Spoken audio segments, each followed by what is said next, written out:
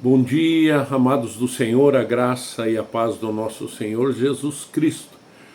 Seja com todos, seja contigo aí onde você se encontra nesse momento, que Deus te abençoe grandemente, que Deus te ilumine, te proteja, que Deus proteja a tua família, que Deus seja contigo. Meu amado irmão, quero compartilhar um texto da palavra do Senhor.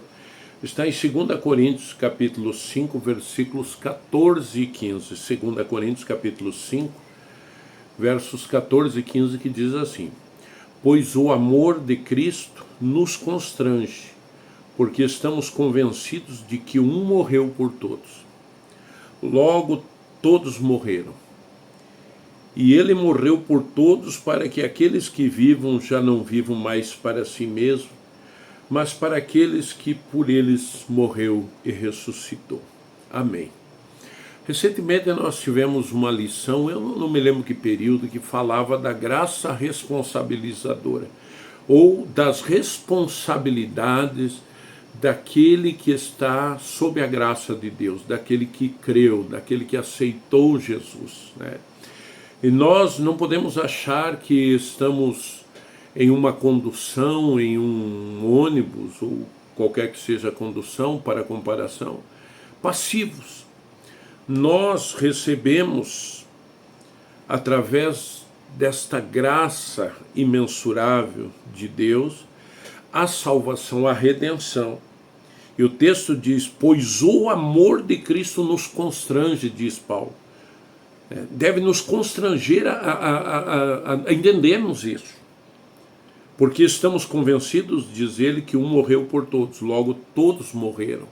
Quando Cristo morre na cruz do Calvário, morre o pecador que se arrepende, aquele que aceita o Senhor, ele morre para os seus pecados. Portanto, uma vez que ele morreu para os pecados, ele não pode existir para o pecado.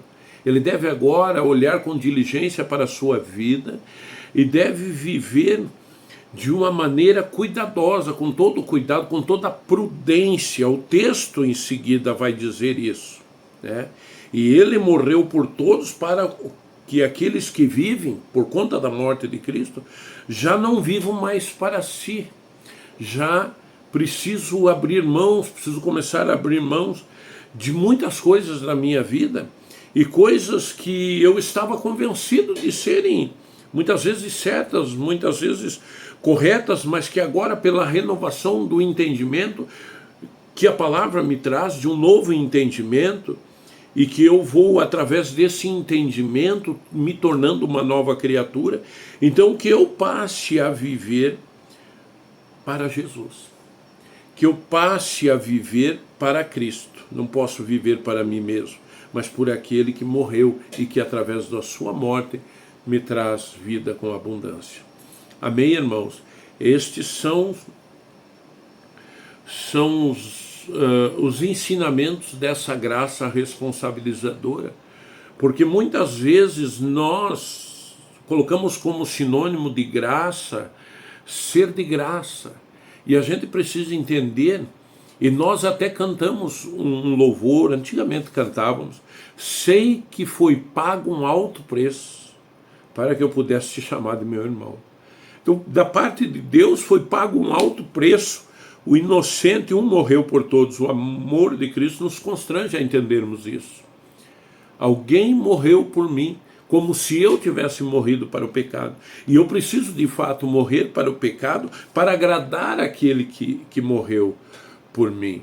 Paulo em Colossenses vai dizer que todas as coisas foram criadas por ele ou por intermédio dele, e sem ele nada do que foi feito se fez. Então ele é o Criador e ele é o sustentador de todas as coisas, e eu preciso aprender como viver para Cristo. Esta é a chave da questão.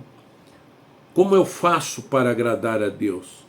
Recebendo um sacrifício na cruz e me tornando herdeiro do reino de Deus, mas agindo como aquele filho cujo pai tem propriedades e que ele fica lá no conforto da sua vida, esperando que o pai deixe de existir para ele tomar posse das coisas que o pai construiu para depois ele usufruir, ou o certo seria o filho estar interagindo com aquilo que vai ser seu?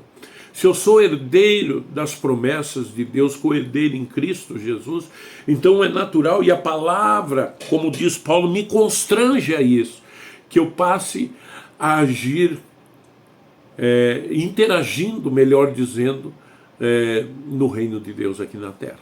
Amém, irmãos? Então vou repetir o texto.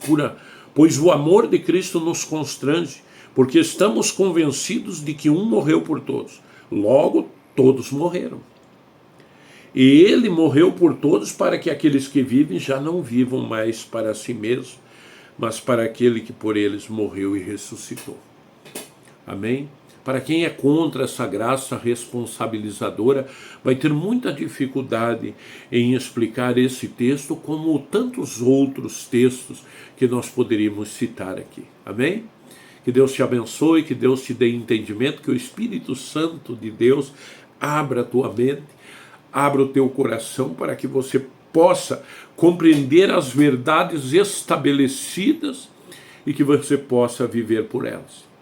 Louvado seja Deus, que Deus te abençoe. Obrigado pela atenção de todos.